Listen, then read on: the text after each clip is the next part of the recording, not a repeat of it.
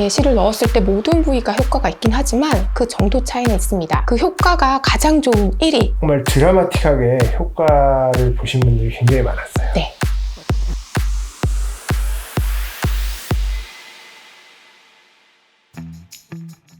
안녕하세요. 부부의 미세계 원장 이모진, 원장 엄세연입니다. 오늘은 실리프팅 어떤 부위가 가장 효과가 좋은가에 대해서 말씀을 좀 드려보고자 합니다. 실리프팅도 시술하는 부위가 있는데요. 얼굴 전체라고 표현을 하긴 하지만 살이 집중적으로 처지는 부위가 있어요.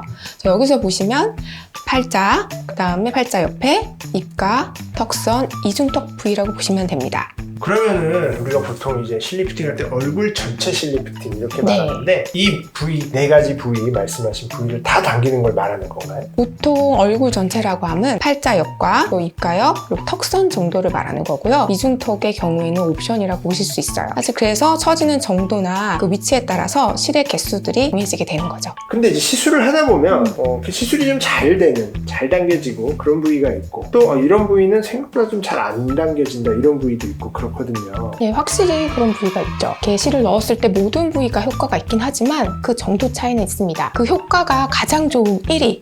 바로 턱선이에요. 이 부분은 실을 넣으면 가장 잘 당겨지는 부위예요.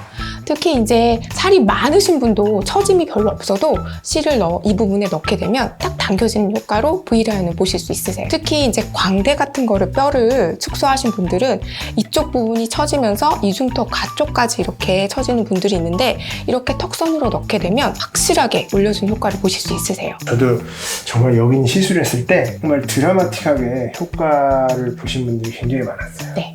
그리고 또 하나의 부위는 입가 옆부분이기도 해요. 저도 이 부분 때문에 시술을 받았는데요. 이 부분은 양악을 하시거나 턱보톡스를 하시고 나서 몇 개월 뒤에 이쪽으로 처지시거나 또는 나이가 드신 분들은 이쪽으로 많이 처지시게 되는데 이 방향으로 당기시게 되면 또한 큰 효과를 보실 수가 있으세요. 반대로 상대적으로 좀 힘든 부위도 있나요? 네, 그 팔자 부위가 그 시술하기도 조금 힘들고 효과도 좀 떨어지는 부위가 될 수 있어요. 팔자 같은 경우는 이렇게 광대 옆에 위치하고 있고 한국인의 특성상 광대뼈가 나와 있어서 시술할 때 좀 당기는 게 한계가 있을 수 있고요. 특히 팔자 주름의 경우에는 주름이 얇거나 아니면 탄력도가 약간 떨어진 경우에는 실리프팅으로 효과를 많이 볼 수 있는데 팔자 옆부분 자체의 지방이 많이 감소해서 볼륨감 자체가 너무 적은 분들은 당긴다 하더라도 이 부분에 볼륨감이 적어서 팔자가 계속 보이게 되거든요.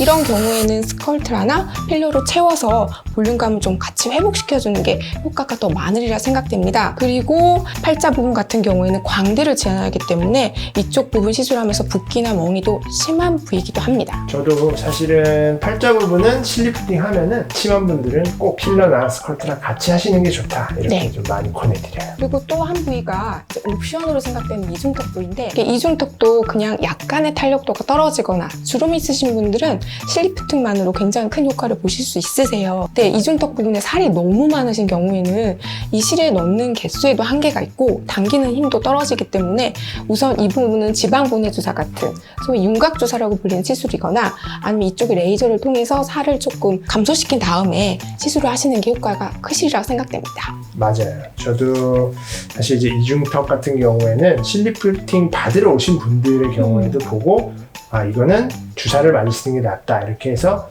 좀 바꿔서 권해드리는 경우도 좀 많아요. 어떤 분은 여쭤보시는 경우가 있어요. 눈 밑은 어떤가요? 선생님, 눈 밑도 리프팅이 가능한가요? 물어보시는 고객님들 계세요.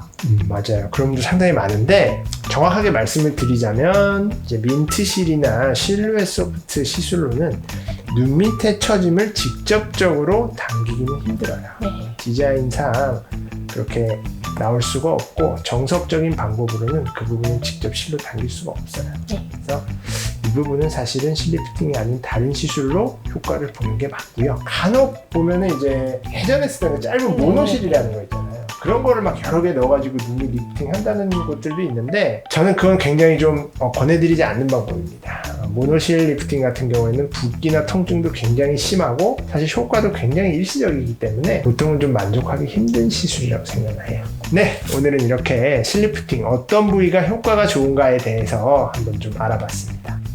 구독과 좋아요 부탁드려요. 부탁드려요. 여러분 안녕. 안녕.